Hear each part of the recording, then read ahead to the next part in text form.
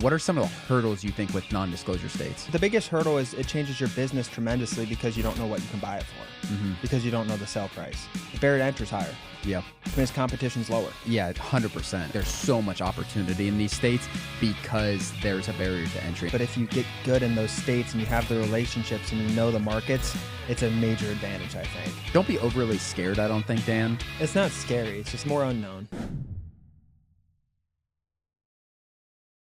All right, everybody, welcome back to the podcast. In this episode, we are talking all about non-disclosure states, Dan. Tips, tricks, and also how you can make money in these states. Before we get started on all that stuff, let's just kind of first define what a non-disclosure state is in terms of real estate. And what that is, guys, essentially is the public or the sold information, the sold price on the properties are not disclosed, essentially. And I think there's 12 states. I have the states right here: Alaska, Idaho, Kansas, Louisiana, Mississippi, Missouri, Montana, New Mexico, North Dakota, Texas, Utah, and Wyoming. And in this episode, Dan, I want to talk about hurdles. I think are really big. I think we start with kind of the hurdles and also like why there's opportunities in these states, because there's a lot of people making a lot of money in these states. Does that define it well? Does that make sense to the viewers, you think? Yeah. Yeah, it's just where sales are not recorded. Yeah, if you guys are in a disclosure state and you go on Zillow and you type in whatever county, you'll see the prices that things sold for. In non-disclosure states, you're going to usually see a dash. You'll see the time it goes pending. You'll see what it was listed for, but they're not going to... From the outsider looking in. Correct, but they're not going to actually see the sold information. But if you're on the inside, you can see it. Inside, what do you mean, MLS? Correct. Yeah, so if you are in the MLS, if you're a realtor in those areas, they can see that. But what are some hurdles, Dan? Let's just say Texas. Texas is a huge state, obviously. People are making a ton of money doing deals in Texas.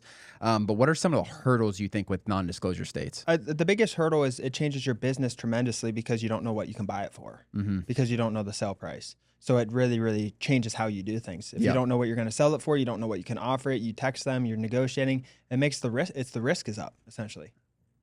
Do you think there's more barrier to entry because of that, or like I don't know. I feel like insider knowledge also becomes like a really big advantage with that when people have realtor relations, everything like that. But do you think barrier to entry in non-disclosure states, or people are scared of going into these non-disclosure states as land investors? Yeah, I think what I'm seeing a lot of now for newer investors is they don't even know they're going into a non-disclosure because they're texting or cold calling, and they don't look at price. There's no reason to before you text or cold call, right? You're not really looking at this, and they're hitting it. So newer people are sending to non-disclosure states unknowingly. Yeah, I'm seeing a lot of that.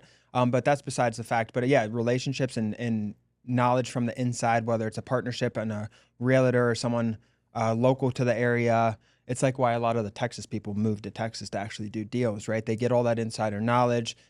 The barrier to entry is higher. Yeah. Which means competition's lower. I think 100%. I think there's some fear with entering, and like you said, the people who go in there maybe unknowingly into a non-disclosure state, and then they get interested sellers back, like it's more difficult for sure to evaluate what they think it's going to sell for. So there's just evaluating land is hard enough in disclosure states, and finding out the exact price you think it's going to sell for, it's another hurdle because you have 20 comps. You don't have actually any sold information. You just know they were listed for X and sold in X days. So if you're in the MLS in those areas, in non-disclosure areas, realtors have access to all that information. So is that just who protects that data essentially, and why? Do you know the background of it? Like, why is it protected? And I would assume it's the local MLS is kind of working together. Missouri is not. When I was looking up, Missouri is not a non-disclosure everywhere. I assume it's the local MLSs that are kind of protecting it and trying to create that monopoly. But certain states are everywhere, correct? Statewide. That's the only one that is not statewide. Okay. As far as what I was reading, and I've been in a lot of these. So states. is it a Texas law, or what is it? I doubt it's a law. I don't know. I mean, I can't. You're just not forced to disclose it. Yeah. In states, you're forced to. In disclosure states, you're forced to record it, the price. In my view, and I don't know the exact reasoning behind it, and I'd be interested in your thoughts, is like it is just creating more barrier to not using realtors. Yeah, that's what I was kind of wondering. I'm curious on that. I want to read the history of non-disclosures, but that's kind of besides the point. In this episode, we're talking more about the obstacles and the opportunity in those. Yeah, because I think naturally, and you talked about it, like there's opportunity with obstacles. Like this is an obstacle. It's not the most difficult thing in the world. It's annoying though.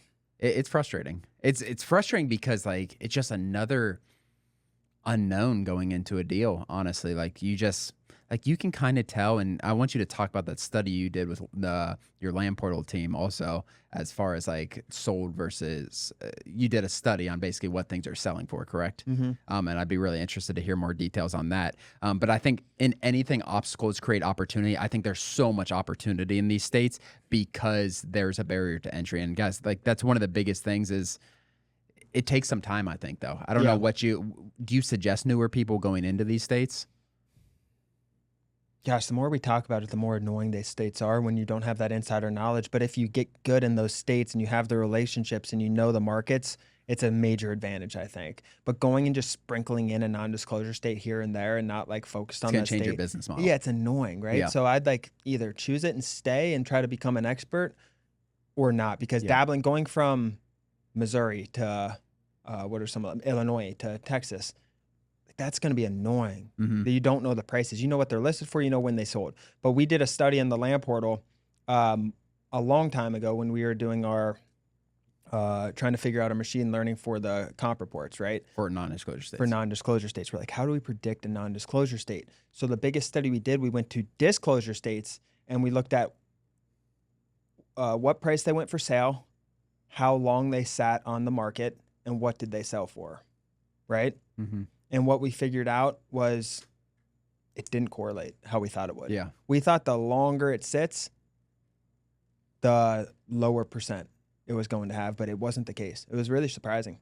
That's interesting because I used to always say that too until you told me about that. I used to always say like for non-disclosure states, like, okay, it took 6 months. It took 6 months to sell. Assume it sold for 80% of what it was listed for, something like that. Dan and his team did a study on disclosure states and kind of evaluated what that looks like. And there's no correlation essentially between how long it was listed and what the sold price was. Yeah, well, that's because people drop price too. Oh, so you're not taking into account the drop price, but we see the drop price is the new drop. So that's a new price set. Yeah. We see price drops in non-disclosure Yeah, so if states. they go 6 months and they listed at 150 and it ended up going down and they list at 80 after 6 months and then it sold in 14 days, we don't say that's a 6-month days on market because of that. Interesting. If that makes sense, because they didn't hold the price. They adjusted. I wonder if it's like a stubbornness from sellers too, like of the people who stay longer. It's like, no, this is my price. I'm listed for this price. But a lot of the ones that sell in one day take under asking. Interesting. Because they get good cash offer, they get good offer in general, and they sell it in 7 days. They're willing to go 7% under. It makes sense also because I see some of those all the time. I see a lot of those on the MLS where people are listed and then it goes pending in a day, same day, and then like you see like it sold for 90% of what it was listed for. The average was, in general, 10%. Like right on the dot. 10% under what it was listed for. Yes. If you just take Georgia, the state, we did it in multiple states, but Georgia, 10% under what it was listed for, it will sell for on average. So do you think that's in land?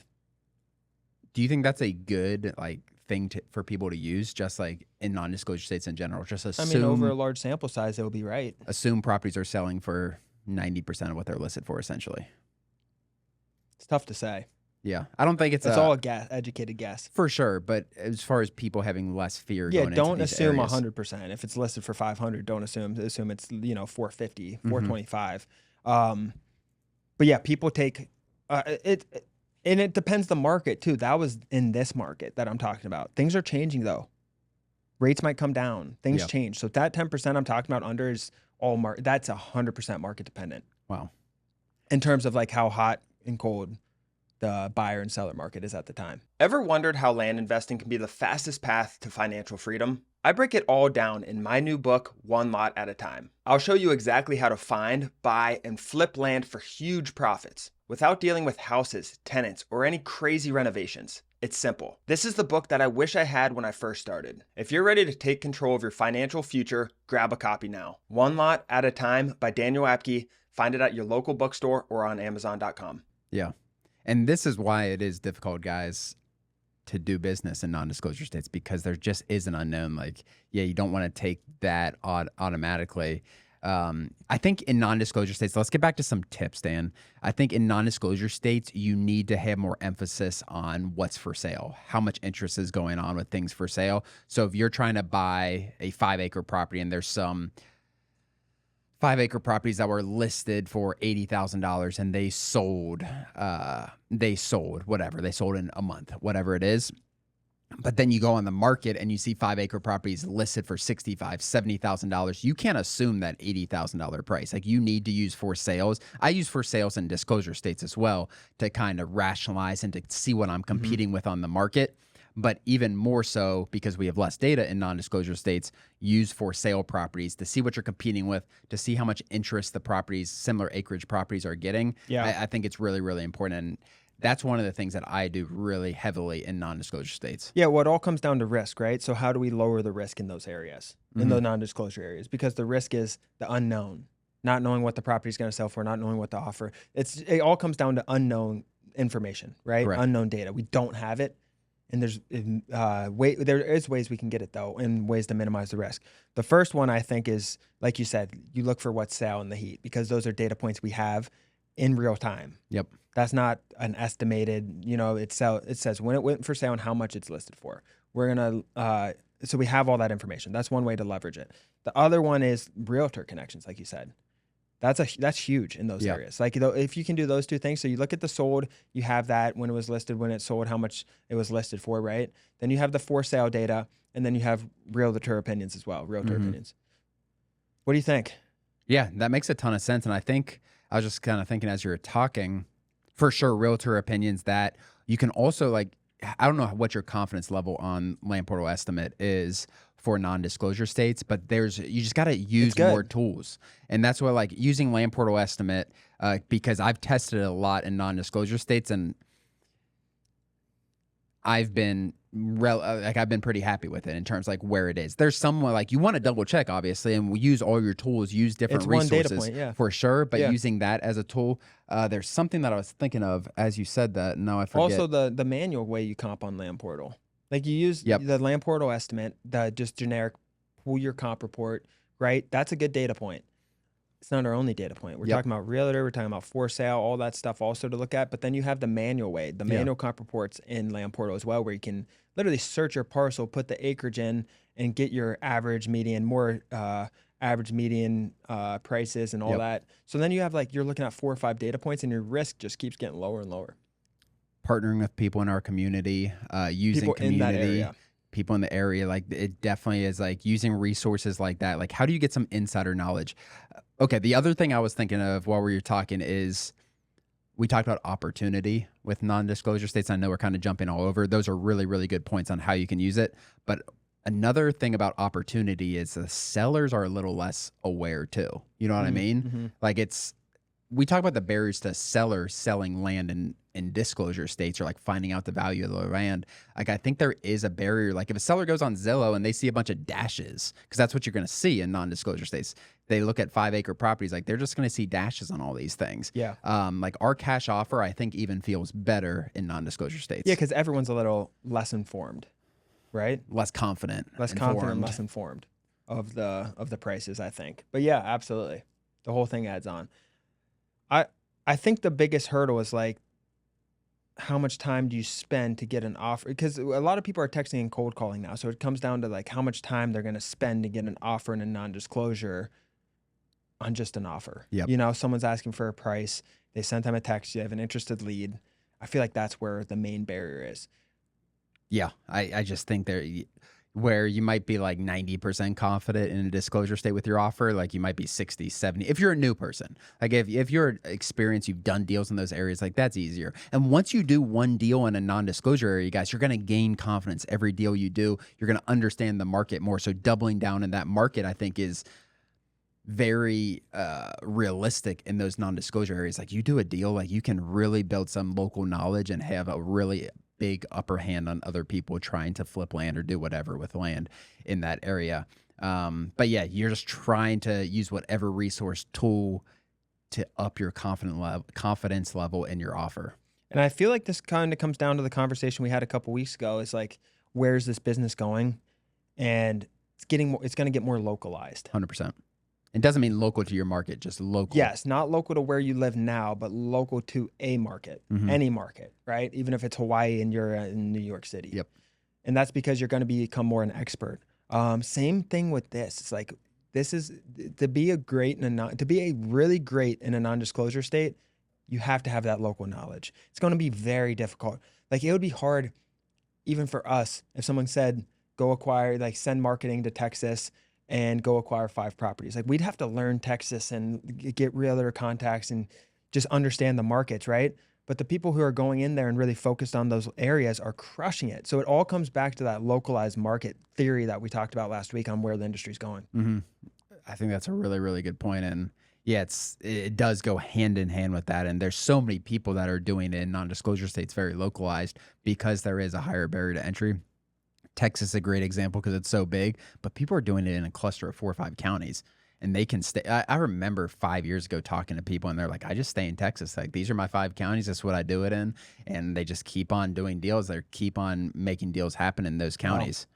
So it's I think there's a lot of opportunity, guys, to kind of hopefully those tips helped, everything like that. I think there's a ton of opportunities. Don't be overly scared. I don't think, Dan. No, going into those areas. It's not scary. It's just a little riskier. I don't know, like riskier. Like just it takes a little more. Like just. There's just more unknown. Yeah, for sure. User resource, a land portal estimate, community, people in the community who are aware of that market, realtors. Get a JV part, or like when you're looking for funding. Yep. Get a funding partner. Like I was thinking, Oklahoma's not non-disclosure, but I'm thinking like Oklahoma has a lot of its other problems, like with oil and everything. Oil stuff, yeah. And I have a deal in Oklahoma, and I'm not an expert in Oklahoma. I'm going to go look for funding from someone. Call Gabe. Yeah, call Gabe or someone for funding in Oklahoma because they know that market. They can help you out with it. You know, that's why half the battle for funding is like yes, it's expensive traditional deal funding, but you get that knowledge from them too. And I think like if you have a deal in Texas or you're looking to explore Texas, go partner with Texas deal funders. They know it like the back, that's what they do. Mm-hmm. You know, that's all they know. 100%. Hopefully this episode helped, guys. Let us know in the comments what your thoughts are on non-disclosure states, if you've done deals, what your successes like there.